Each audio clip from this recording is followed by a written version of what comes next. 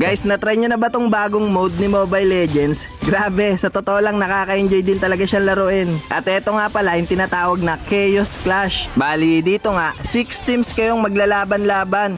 Kada isang team merong 3 players. Dito nyo lang pala siya makikita sa arcade mode. Then, i-click nyo yung Chaos Clash at i-download nyo na. Pwede rin pala kayo dyan mag-create ng lobby para ma-invite nyo yung mga friends nyo. Or kung gusto nyo, quick start na lang. Mga random na players pala yung mga ipapakampi sa'yo dyan ni Munton. At ayun nga, pinik ko na nga pala dito si Brody kasi ite-testing ko kung papalag ba siya dito sa Chaos Clash. So ganito nga pala yung loading screen na makikita nyo bago mag-start yung game. Pero nung umpisa nga dyan, akala ko talaga magra-rumble-rumble kami dyan sa isang mapa lang. Pero hindi pala, bibigyan ka lang ni Munton ng isang team na makakalaban kada round. At pagka-start pa nga lang ng game, eto kagad yung bubungad sa'yo. Pipili ka nga pala dyan ng Chaos Fragment na makakatulong sa'yo. Kaya make sure babasahin mo talaga siyang mabuti. At pipiliin mo talaga dyan kung ano yung mas makakatulong sa'yo. At may 1,000 ka na nga rin agad na pera pambili ng items. Kaya Fury Hammer na nga kagad yung unang item na binili ko dyan kasi mas makakatulong to sa akin at meron siyang penetration. Then eto nga rin pala yung unang team na makakalaban namin sa game na to. Hindi naman kami masyadong nahirapan sa mga nakalaban namin dito sa game na to kaya naipanalo kagad namin yung round 1. At sa round 2 nga, namili na naman uli ako ng Chaos Fragment na makakatulong sa akin dito sa game na to. Tapos nagkaroon na naman uli ako dito ng pera para makabili na naman uli ng items. Dito nga medyo palag-palag na nga yung mga kalaban namin pero kami pa rin yung nanalo sa uli. At round 3 nga, grabe yung mga nakalaban namin dito, mga palo. Ang ganda kasi ng strategy na ginawa nila sa amin. Tapos puro flood control pa sila. Kaya sobrang nahirapan talaga kami dito sa team na nakalaban namin na to. Kaya natalo kami dito. Pogi, sinuglit lang kami.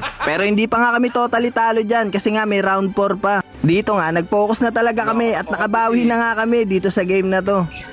At round 5 na nga, ibang team na naman yung mga makakalaban namin dito. Maganda na nga yung chemistry namin ng mga kakampi ko dito kaya nanalo na naman ulit kami. Nice. At dahil nga sa naging magandang chemistry namin ng mga naging team ko dito, nagtuloy-tuloy nga yung mga panalo namin. Panalo kami dito ng round 6, round 7, nanalo din kami.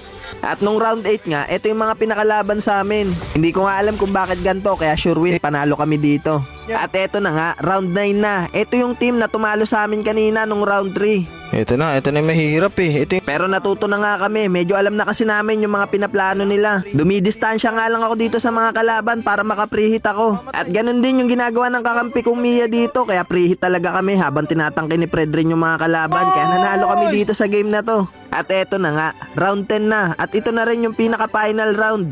At kung sino man yung team na mananalo sa game na to, siya na yung hihiranging champion. Kaya nga todo focus na talaga ako dito sa round na to. Ganun pa nga rin yung ginagawa ko kanina, dumidistansya lang ako sa mga kalaban. Kaso nga lang etong Alice, dinidikitan niya talaga ako maigi. Pero buti na nga lang medyo makunat ako dito at may Unli Vengeance pa, kaya napitas patuloy namin siya. Pero napitas nga rin yung Mia namin, kaya 2v2 na yung laban. Si Lapu-Lapu at Silvana na lang yung natitira dito sa mga kalaban. Dumidistansya lang din talaga ako sa kanila at ayun nga, napitas pa namin dito yung Silvana kaya si Lapu-Lapu na lang yung natira. At akala ko mapapabilis namin mapitas yung Lapu-Lapu dito kasi nga siya na lang yung natitira mag-isa. Pero hanga pa rin talaga ako dito sa Lapu-Lapu na to kasi nga hindi siya sumusuko. Kaso nga lang lugi na talaga siya sa amin kaya napitas pa namin siya at kami yung nanalo dito sa game na to. Nagwagi kami. Lala. Sa wakas. Uy, grabe nanalo kami dun. Nakaka-enjoy din siya laruin. Ayun o, number 1 kami guys, Northern. Pumusod.